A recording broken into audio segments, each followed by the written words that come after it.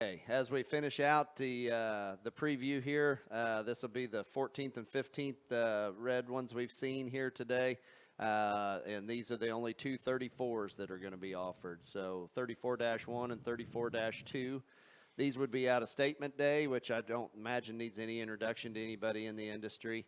Back on a creation gilt that would have been out of Set the Curve's sister. So Carson Osborne would have showed the mother of these last summer there in his final summer, and she wins the class, I believe, at Woodward, and maybe Tulsa was a March gilt. Real neat pieces that she had that I think fit statement day extremely well. So this 34-1 here that Bryce has got hooked up, I'll let Joe go ahead and talk about him. Yeah, I think just, before we ran the pigs in, started getting some ear notch notes and some pedigree information. And, if that pedigree doesn't, trip your eye or your imagination or your thought process, I'm not sure you've been studying the red breed very long. And then yet still to get some of that Set the Curve genealogy back in there makes these, to me, just even extra special, just in terms of the confidence of a feeding and a program that they got behind them. The Dash 1 bear here, I think if you like them a little taller shouldered, a little longer bodied, green, immature, and awesome built, then this is the bear for you. I think this is one, again, that we've talked. He's going to have a versatile feeding window, a versatile feeding type program. I think just skeleton is so good. The way things blend in proportion on this bear, even for having a little added length, everything still fits. If you like to just push on one and feed on one, and just watch them respond and get better every day, then I'd get this one high up on your list because I'm confident in his pedigree.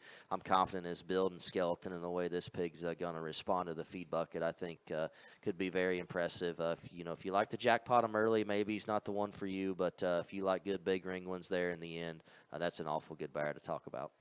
Yeah, just the hog that's probably not the EST of anything except for just being a dang good animal. I mean, just square coming and going on a good chassis that's very flexible and comfortable and just balances very well, in my opinion. And then we're going to come to his litter mate here and finish it off, and I'll let Joe talk him first because I want to talk him last. So.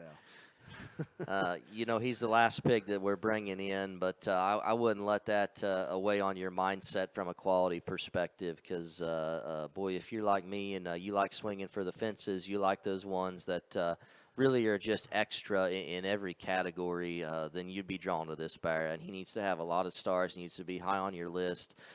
This thing is wild looking. He's wildly stout. He's wildly robust, and yet he's so square and good. You talk about big toes, special kind of intriguing pieces, particularly in the Southwest, that it takes to go out and get that look, get that initial look, get that second look, get that third look, work your way up to the top. This thing ties a tremendous amount of quality, hard to do pieces together in a really unique type of a package. That's a special bear and a great way to end, in my opinion. Yeah, and I agree, and I didn't necessarily plan it that way. We've kind of done it in notch order, but it's kind of neat how it worked out.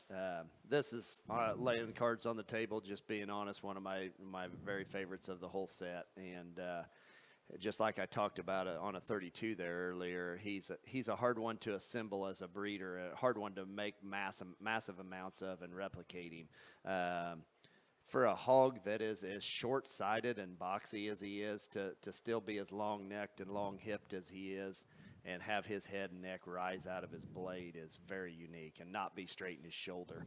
And you can see the bend to his hind leg there. This is I would venture to say this might be the stoutest legged one that come through today. If he's not, he's for sure one of the very stoutest. And just one of those that's a little bit creature-like in terms of just hard to replicate. But when they come along, they're awfully fun to look at. And I would love if my kids if I'd let them feed reds for the summer, I would love to come out and watch this barrow develop every day of his life and just stand there and stare at him as he eats there every once in a while. But I think a very neat way to end on here. As we wrap it up, I want to thank Joe for coming over. It just kind of worked out that he was over here today to help me talk them, and Bryce always does a dang good job of getting them pulled and helping me out throughout the year, and I appreciate all his efforts. We got Carson Osborne, Mr. KPO, in the back there today that didn't have any class, so he texted me at 9 o'clock last night and said, hey, I can come over today. So he's bringing them up in the back, and I appreciate him coming over and appreciate all these guys' friendship and their business over the years. So once again, the online sale will be Wednesday, September 13th on showpig.com.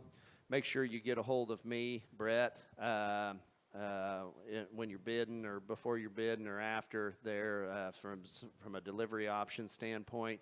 Would love to discuss them with anybody who wants to call. I think it's a very, very neat set of pigs. Once again, it's normally what we take down to Todd's tent sale. It just didn't work out this year, so we're marking them this way online for this year. And we'll probably get back to a live sale there next year down there in Texas somewhere once we decide where we're going to move that to. And at a fairgrounds probably somewhere or something of that nature. But looking forward to selling these and getting them into some new homes and seeing what kind of damage they can do this winter. Thanks for your interest, and appreciate your business now and in the future. Thank you.